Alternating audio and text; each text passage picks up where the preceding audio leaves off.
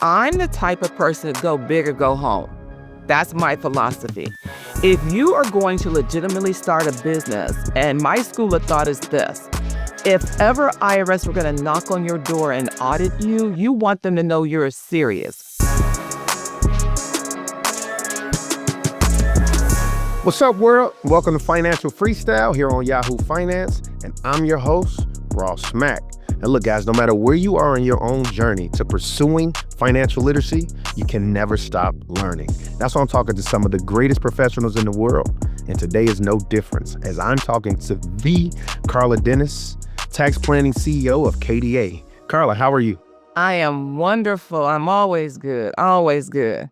I like how you said it earlier. There's no other alternative, right? Absolutely not. The alternative is not an option. Never. I love that. So I really want to get into understanding about tax planning, right? I think the average person, when they think about tax planning, they're thinking about it once a year. They're dreading it. But let's actually talk about one, what is tax planning? Why it's so important to start early? Oh, absolutely. So to your point, the average person thinks about tax compliance January through April when they need to get their taxes done.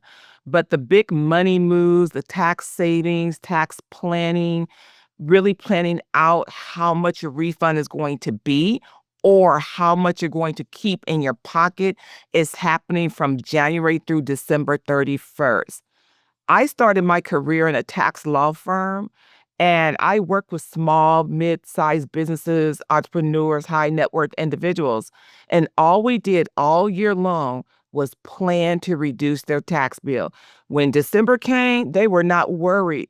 When they turned the corner to January, they were not worried. Why? Because they had a plan in place not to pay taxes legally. I love that, right? Like, obviously, I'm on social media, and quite often we are seeing people talk about the ability to effectively avoid taxes legally and ethically, right? And I think that, the average person doesn't understand that the tax code benefits the business owner, and it's really at kind of the expense of the employees. And so what would you say some of the biggest legal strategies that people overlook when it comes to their tax bill? I think that most people will overlook the fact that if you are a W-2 employee, you think you're locked and can't do anything. A lot of people have side hustles. If you have a side hustle, no matter how big, how small, you're still a business owner. You're still entitled to take all the deductions that the major businesses take. Take those deductions. The law doesn't say you have to be making money. The law says you have to be in pursuit of money. And I think for us, to really get an understanding of tax law is really a difference maker. It's a difference between the haves and the have-nots. I love that, right? So background on me, people, y'all probably know this, but nonetheless, when I was working on Wall Street, I was also making music. So interestingly enough, as I started to learn about the tax law, right, I would have my W-2, obviously 6 figures coming from, Wall Street, but I would also have substantial losses effectively as I'm trying to push my music career, right? RO $, Ross Mack on, go listen to it. But so now my question, right? So, the people that are trying to get side hustles, right? I love how you said like the pursuit of making money. Is there ever a kind of what should a person who's trying to pursue making money, is there ever a threshold where it's like, all right, this seems a little too aggressive, right? Because me as a person making music, right, I'm buying beats, I'm paying for producers, I'm flying to different shows and paying to market my music, right? So you can look up and, to your point, I would get a refund at the end of the year that would probably be bigger than normal. But to your point, I was actually in the pursuit of actually trying to make money. And when you first start out, you're actually not making money. You have losses, substantial losses in those first few years. Right. The thing is, I'm so glad you asked that question. Is there a threshold? The threshold is really common sense. So the code says, the law says, as long as you're in the pursuit of income, you can take any deductions that are ordinary and necessary for you to make money. Ordinary and necessary. So let's define that. What is necessary for you to generate income? If you are flying places, if you are meeting other entrepreneurs, if they're going to help you drop beats, write beats, or whatever it is, that's necessary for you to get ahead. If you can explain that story and it makes sense, you can take the deduction.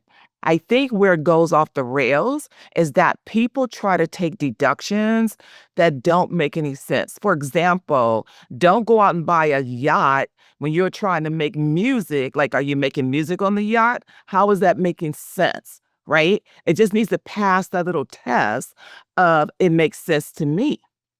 Right? That's the key. You could deduct almost anything. And notice I didn't say everything. I said almost anything as long as you can link it back to that pursuit of income, ordinary and necessary. And that's per the code. I like to give out the code section 162, because I want us to become educated. I echo that sentiment, right? We gotta become educated because quite often, like, what would you say the average person is overpaying in taxes per year if you kind of had Oh my an idea? gosh. I do kind of have an idea. I've done this for a very, very long time. And so I am seeing that the average person overpays about 40% of their tax liability. They are tipping Uncle Sam.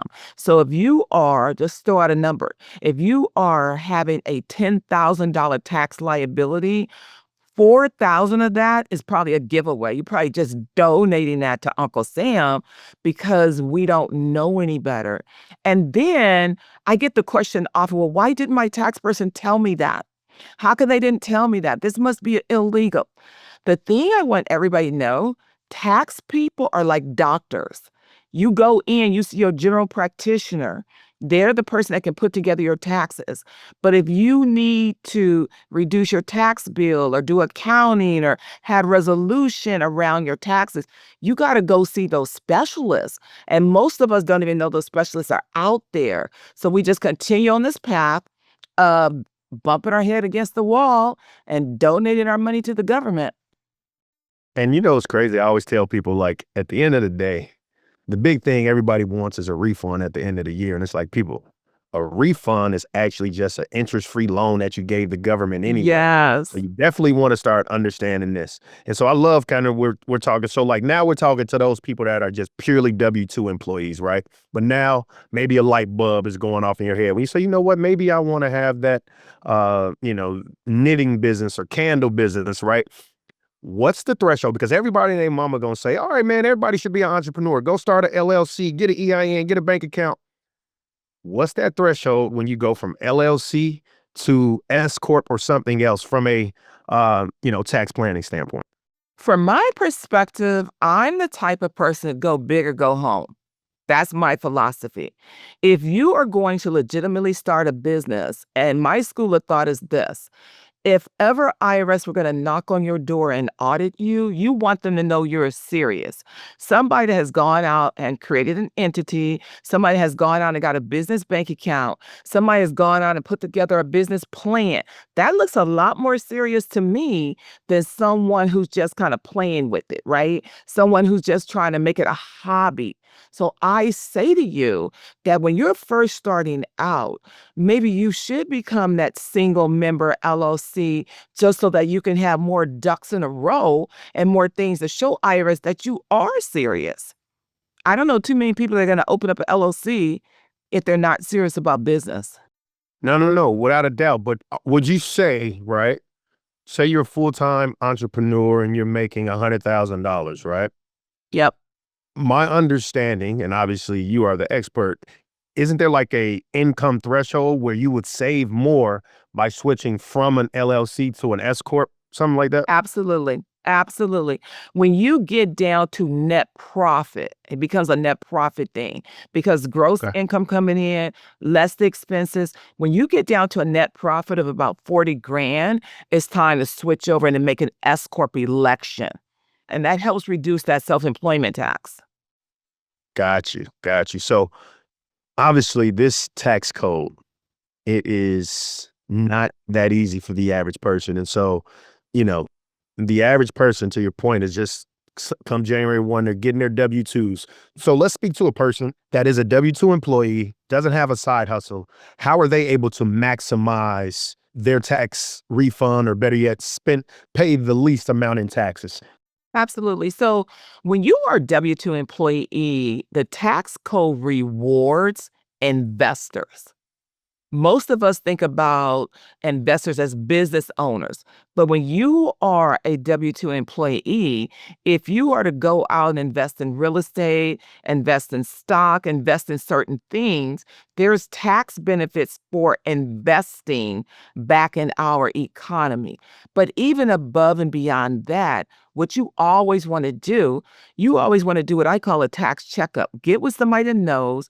Make sure you're maximizing those deductions, right? Whether it's itemized deductions, writing off your home mortgage interest, or maybe you're using your home periodically for business, or even allowing your employer to host meetings at your location, or you're working from home. Like, there's ways to reduce your tax bill. I think what's really important is that the average taxpayer gets out of their own way. I've been doing this for 30 plus years. I have a master's in taxation. I eat and sleep the tax code, and I'm always finding something new. I think we as individual taxpayers think we know, but we don't know. It is levels to this tax stuff out there. And it behooves you to get in the game with somebody that knows what they're talking about. I love that. So to your point, you're always learning something new. Clearly, it is living, breathing, is something changing every year. What are some of the big changes that went into place this year? Oh, yes, absolutely. So this year, we had the One Big Beautiful Bill Act that came into play. And some of the things that changed as a result of that, they increased the amount that we can deduct for our property taxes, what they're calling the SALT deduction. That came up from $10,000 to $40,000. They increased the child tax credit. They increased the bonus depreciation for those that want to buy the vehicles that are over 6,000 pounds. They increased the ability to accelerate the write-off for people that are investing in real estate. They increased the thresholds for our seniors to get a little bit of extra money there. There was something in that One Big Beautiful Bill for everybody to take advantage of. And I have to tell you, I like the name of that bill, the One Big Beautiful Bill Act, just because it just sounds better than a Tax Reconciliation Act or this act. It just has a better name to it, but it's a lot in there for everybody. I love it. Guys, stay right there. Don't move. When we come back, we're going to have more with Karla Dennis.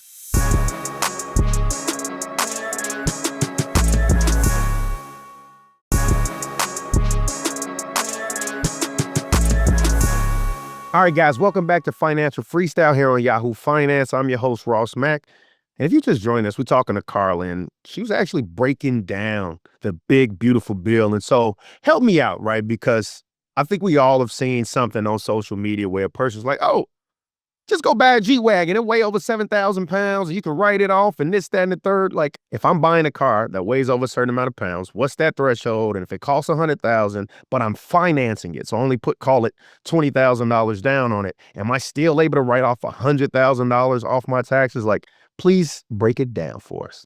Absolutely. So when you go out and you buy that vehicle that weighs over 6,000 pounds, and if that vehicle is being utilized for business, you're going to be able to take a full write-off of that vehicle in the year you place it in service. Whether you pay cash for it or whether you financed it, it doesn't matter. The fact that you purchased it, the fact that you own the vehicle, you're going to be able to get that big write-off. The only time that doesn't come into play is if you lease the vehicle, right? Because now you don't own it, you're just leasing it. But whether you purchase it with cash, however you're going to make those payments, it's yours. On a purchase contract, you're going to get the big write-off. So question in, right? Because now Yeah, it sounds as though you have the ability to create $80,000 of value, right? In this instance, a car weighs over 6,000 pounds. The purchase price, right? The sticker price is 100,000. You finance it. You only pay 20,000. You put 20,000 down over the next 12 months. I don't know. Your bill is, call it $1,500, right? uh-huh. So what it looks like is you're probably putting, I don't know, 20 down, and each month is, call it 15. So now we're talking about another 18,000, right? Right. Um, you're telling me year one, I got a $400,000 tax bill, and I could literally say I'm writing off the entire vehicle. And at the end of the year, could I sell that car, buy a new car, and just keep doing that? You could definitely sell the car and you could keep doing that, but we're going to have to look into what we call depreciation recapture. Because anytime you depreciate a vehicle, right? We got to look at your cost basis, right? What you bought it for, what you sold it for, and so forth. So you wouldn't want to keep doing that because there's tax implications to doing that. Um but if you were gonna get a car and you were gonna hold on to it for a while, definitely a plan. Like for instance, right? I've seen several clips go viral where a person like Grant Cardone would talk about, he had a big tax bill coming and I just wired you $1 million, $2 million. The For the the jet jet. cost 20 million or Yep. something. Like, can just walk us through that real quick, and then I'll talk to the normal person because that's obviously a A different type of normal person. viewer and listener. I I love that. So really what it boils down to, and this is asked to everybody out there, when you're getting down to what I like to call the crush, you're coming in on year end, the turkey's in the oven, and you're now looking at your taxes going, holy crap, I have a tax bill. You got to look at low hanging fruit. What is that thing you can do to reduce your tax bill quickly? As entrepreneurs, buying equipment like a jet or a vehicle is deemed equipment. We can purchase that equipment. And because right now in the tax code, we're able to accelerate depreciation and write off any equipment that has a life of 20 years or less in the current year. It behooves you to go get the jet. It behooves you to go get the nice vehicle. And if you go get the jet of the vehicle and you come visit with your girl Karla and talk about tax strategy, that's an instant write off. I love it. I love it. So now we'll come back down to the average person, right? But still in the investment world, because obviously we talked about real estate. Let's talk about Yes. like what's a wash sale, right? Like help a person understand that. So a wash sale is when you are going out, you're going to sell stock low and turn around and try to buy it again. You're not allowed to buy that stock again within 30 days because the government doesn't want us playing games in the stock market like that, where we get a piece of stock, we sell it really quickly, turn around and rebuy it. You can't buy the same stock within a 30-day time period. That's called a wash sale if you try to do that. Perfect. Perfect. And so, question, have there been any rule changes to capital gains as well as if you do or don't have to report crypto holdings and crypto gains? Has there been, I felt as though there've been some kind of back and forth and they're like, okay, you don't have to report your crypto this year or that, or for a certain amount of years. Like, I could be just speaking completely out of my neck, but please let me know if there's anything I think I'm talking about. There's been so much conversation around the crypto market, right? But as of today, the rules are still the same. If you sell crypto, trade crypto, that is all reported on your tax return, regardless of what you're doing. And if you are paying somebody in crypto, if they are paying you, all of that still needs to be reported on your tax return. As a matter of fact, IRS has created a crypto division so that they can have individuals that are specializing in how money moves in the crypto market so they can stay on top of all of that. My best advice for everybody is report all your income from any source derived, right? Whether you get that money in your pocket or not. Sometimes what I find is maybe I sold some crypto and I paid John over here and I never got that money in my pocket. Therefore, I think that's not a reportable transaction to me, but it's still a reportable transaction. So I want everybody to be aware that they need to report all of their income, whether it's received in your pocket or not. If you have a taxable event because you sold, if you're in a managed account because you're working with a financial person, and they are selling off your stock and buying more stock, that's still reportable. That's a big deal. Every year, people get notices because of that. Speaking to the parents that are watching this, right? One, I saw something about, hey, never leave your home, like, don't never leave your actual real estate to your kids, right? Like, you need to put it in the trust, etc. So let's talk about kind of estate planning really quickly, and then I want to definitely talk about your book. Absolutely. So for parents, generational wealth is a thing, right? We always want to try to do something for our children. One of the smartest moves is to make sure that you have a trust, and that if something were to happen to you, your untimely demise, that that property moves to your children via the trust versus you putting your kids' names on your property prior to you passing away. It makes a humongous difference in what can happen to that property after the kids acquire it. If they acquire it and you have already put their names on it, then they don't get to sell it tax free. If you didn't put their names on it, they can sell it potentially tax free, or they can do 1031 exchange. There's a lot that can be done. Always, always, always opt to do some estate planning and make sure whomever is going to help you do that, they understand tax implications. Because really, at the end of the day, I can tell you so many stories of parents and kids where kids inherited their parents' properties, but it wasn't done properly, and they lost the value of that estate, or they had to let it go to foreclosure, or they had to sell it off because of all these probate taxes, when one little simple thing could have prevented all of that. Sounds as though you are trying to help people and they can learn at their fingertips. So please talk to me about your book and let us know how we can get it. So the book that I created was the One Big Tax Strategy. And really, it is a complete outline of the One Big Beautiful Bill with the goal of educating individuals on at least 30 takeaways that you can implement now to reduce your tax bill for the current tax year. The number one takeaway is realize the crux of the matter is happening right now. Do not wait from January to April to lower your taxes. That's like going into the emergency room and an ambulance and they're trying to shock you back to life. Don't do that. Number two, turn that little thing you're doing on the side to make money, that side hustle, into a legitimate business and maximize the write-off. This is a wonderful time to be in business. Miss Karla Dennis, ladies and gentlemen, we truly appreciate you for coming on Financial Freestyle. I'm your host, Ross Mack. And more importantly, make sure you do one thing. Like, subscribe, tell your auntie and your cousins to watch this episode. And until next week, we'll see you. This content was not intended to be financial advice and should not be used as a substitute for professional financial services.